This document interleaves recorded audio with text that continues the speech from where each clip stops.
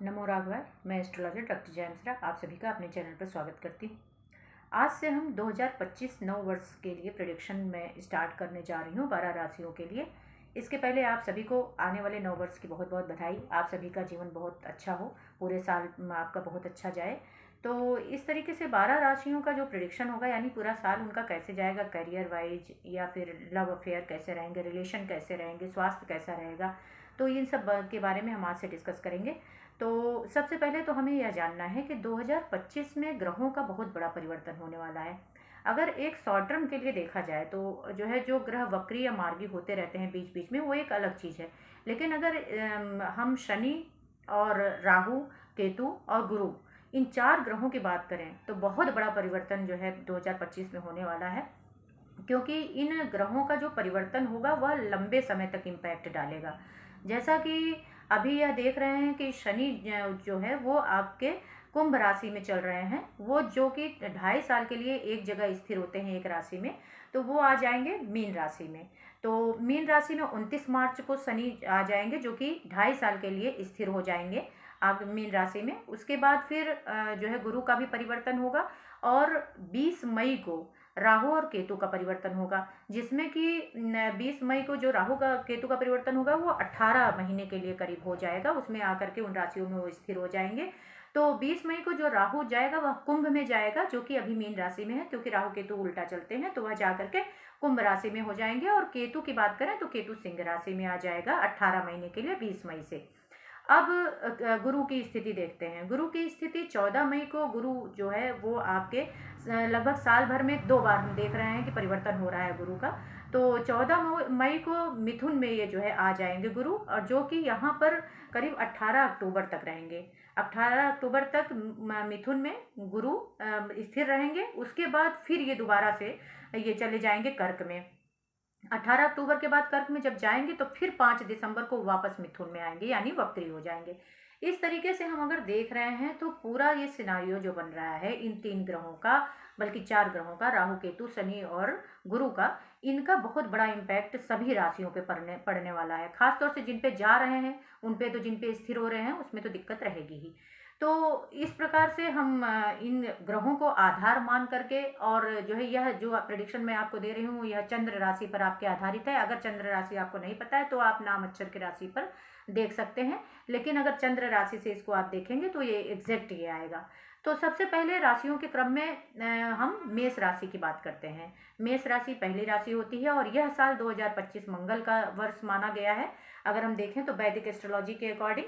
तो इस तरीके से सबसे पहले हम विद्यार्थियों के बारे में बात करेंगे। मेष राशि का 2025 विद्यार्थियों के लिए कैसा रहेगा। तो मई तक तो कुछ थोड़ा बहुत मन लगेगा विद्यार्थियों का पढ़ने में। उसके बाद मई के बाद बहुत ज़्यादा डिस्ट्रैक्शन आ जाएगा, और हो सकता है किसी ऐसे अफेयर में या किसी ऐसे व्यक्ति की गलत संगत में जो है आ जाए विद्यार्थी, कि इनको अपने परिवार वाले, अपने माता पिता ही इनको बुरे लगने लगेंगे, और इनको पढ़ाई में बिल्कुल मन नहीं लगेगा और डिस्ट्रैक्ट होंगे, कोई भी डिसीजन नहीं ले पाएंगे। अगर ऑनलाइन पढ़ा रहे हैं, अगर आप टीचर हैं, अगर आप ऑनलाइन पढ़ा रहे हैं तब तो आपके लिए अच्छा है। अगर आप ऑफलाइन पढ़ाते हैं, आप एक टीचर हैं, चाहे सरकारी टीचर ही क्यों ना हो, तो आपको पूरे साल बहुत ज़्यादा दिक्कतें आएंगी। हमेशा आपको डिमोरलाइज किया जाएगा, यानी कि आपका मान सम्मान पर भी चोट होगी। पूरे साल आप बहुत परेशान रहेंगे। और अगर कोई बड़ा डिसीजन किसी स्टूडेंट को लेना है तो मई के पहले वह ले लें। अब ये हो गई शिक्षा की बात। अब हम सेकंड पे आते हैं, स्वास्थ्य। आपका हेल्थ कैसा रहेगा। तो पूरे साल की अगर हम बात करें तो हेल्थ वाइज तो अच्छा है। कोई पुरानी बड़ी प्रॉब्लम अगर आपकी है तो वह ठीक हो जाएगी। और लेकिन डायबिटीज और थायराइड की और माइग्रेन की अगर जो है आप पेशेंट हैं तो, या फिर बहुत ज़्यादा हेल्दी हैं यानी मोटापे की समस्या से आप ग्रसित हैं, वह भी ठीक होगी। नेत्र प्रॉब्लम कोई है वह भी सही हो जाएगी।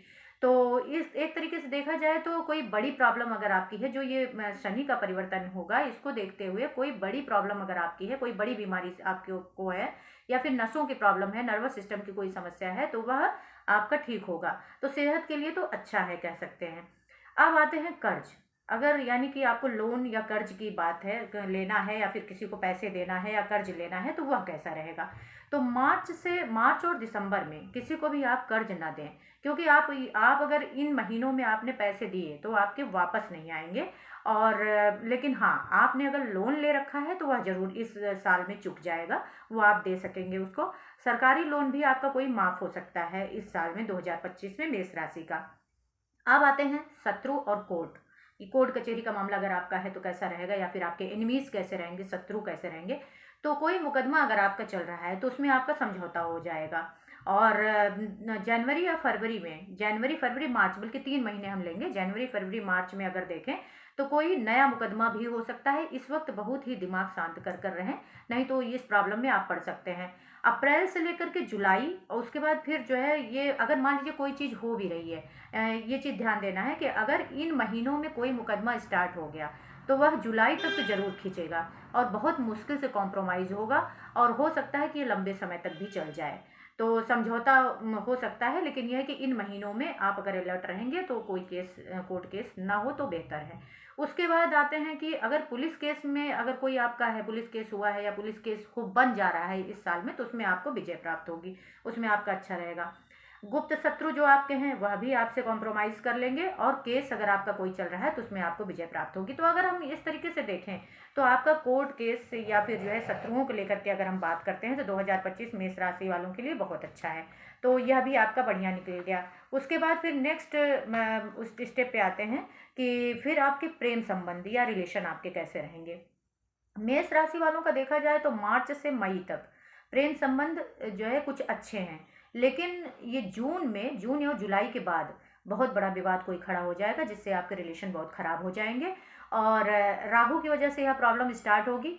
14 मई के बाद कोई आपको ऐसा व्यक्ति मिलेगा जो आपकी पूरी लाइफ को बदल देगा, यानी कि कोई ऐसा व्यक्ति, कोई गलत व्यक्ति से आपके संबंध बन सकते हैं, आपको अटैच हो सकते हैं, जिसकी वजह से कि आप बहुत ज़्यादा झेल जाएंगे। तो 14 मई के बाद अगर कोई रिलेशन आप स्टार्ट कर रहे हो या कोई व्यक्ति आपको इस टाइप का मिल रहा है तो आप उसको लेकर के बहुत सीरियस मत होइए।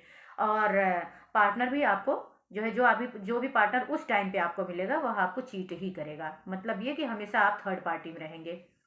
उसके बाद मैरिड लाइफ की बात कर लेते हैं। मैरिड लाइफ में जून जुलाई के बाद बहुत प्रॉब्लम है, उसके पहले तो कुछ सही है। कोर्ट कचहरी भी हो सकता है मैरिड लाइफ में, इसलिए बहुत शांति से रहें। फैमिली प्रॉब्लम की वजह से भी जो है बहुत ज़्यादा दिक्कतें आएगी। मान लीजिए आपकी फैमिली या फिर आपके पार्टनर की फैमिली की वजह से आप में अशांति, ज़्यादा झगड़ा लड़ाई होगी और कोर्ट कचहरी तक बात पहुंच सकती है।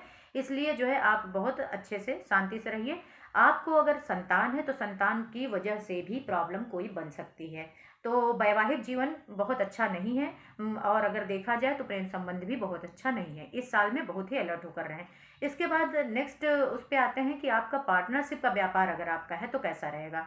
तो अगर आपका पार्टनरशिप व्यापार में ज्वेलरी या फिर खनिज पदार्थों का या फिर पुराने वाहन का, जैसे कि सेकेंड हैंड वाहन को ये लोग बेचते हैं, उसके लिए एजेंसियां चलाते हैं, वो है, या प्रॉपर्टी का काम कर रहे हैं तो उसके लिए तो बहुत अच्छा है। और शेयर और सट्टा के लिए भी बहुत अच्छा है, अगर जो है शेयर मार्केट या फिर सट्टा का काम करते हैं। विदेश व्यवसाय कोई करते हैं आप, फॉरेन से रिलेटेड, वह भी आपको बहुत अच्छा है। रिसर्च अगर कोई आप कर रहे हैं तो बहुत बड़ी जीत आपकी हो सकती है, और इसमें आपको अच्छा पैसा मिल सकता है। अगर आप रिसर्च कोई कर रहे हैं तो उसमें आपको बहुत बढ़िया हो सकता है। एंटरटेनमेंट की फील्ड भी बहुत अच्छी है। और लेखन, लेकिन अगर आप कर रहे हैं राइटिंग, लेखन में अगर आप हैं तो आपको बहुत बड़ी समस्या हो सकती है। कोई गलत निर्णय आप लेंगे जिसकी वजह से आप प्रॉब्लम में पड़ जाएंगे। तो जो राइटर है उनको संभल के रहना है। अब आते हैं विवाह योग। अगर आपका जो है 2025 में अगर आप शादी करना चाह रहे हैं मेष राशि वाले तो कैसा रहेगा। 14 मई से 18 अक्टूबर तक यह विवाह का योग बनेगा, और फिर आपको 5 दिसंबर से लेकर के 30 दिसंबर, यानी कि पूरा दिसंबर कह सकते हैं। और इधर अगर देखें तो 14 मई से लेकर के लगभग जो है 20 मई तक बहुत तगड़ा योग है। तो एक तरीके से देखा जाए तो विवाह योग है, तो लेकिन ये है कि शनि राहु के अगर आपके कुंडली में गड़बड़ है या शनि राहु का थोड़ा सा इम्पैक्ट ऐसा रहेगा तो विवाह में गड़बड़ी भी हो सकती है, और बहुत अच्छा नहीं कह सकती मैं इसको। विवाह योग का अगर देखा जाए तो योग तो मिल रहे हैं आपको, लेकिन उसका परिणाम बहुत अच्छा नहीं दिख रहा है। और इसके अलावा ऑनलाइन बिजनेस वगैरह अगर आप विवाह योग के अलावा अगर आप करियर में जाएं तो ऑनलाइन बिजनेस अगर आप कर रहे हैं तो मई से दिसंबर के लिए बहुत अच्छा है।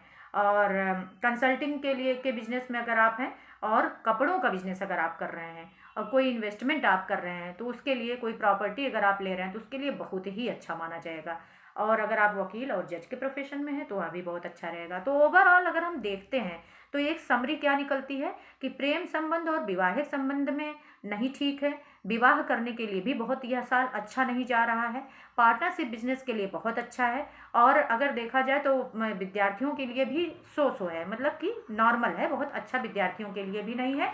और इसके अलावा स्वास्थ्य आपका बहुत अच्छा रहेगा। तो ओवरऑल 2025 मेष राशि वालों के लिए मिला जुला करके है और ठीक ही रहेगा। और इस दौरान जो है आप बहुत ही जैसे जैसे मैंने बताया उस हिसाब से डिसीजन सारे लीजिए, जो भी हो एक बार जो है वीडियो को अच्छे से देख करके और अपने हिसाब से भी जो है बहुत शांति से सारे डिसीजन को आप कवर करिए। तो अगर आपको यह मेरा वीडियो पसंद आए तो आप इसको जो है कमेंट और शेयर करिए। नोटिफिकेशन बेल ज़रूर ऑन कर दें जिससे कि आपको नोटिफिकेशन के थ्रू मेरा यह वीडियो कोई नया वीडियो आता है तो मिलता रहे।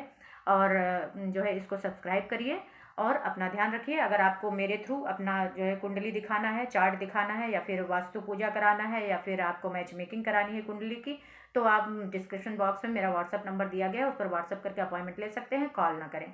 अपना ध्यान रखें। आप सभी का वर्ष बहुत मंगलमय हो। नमो राघवाय।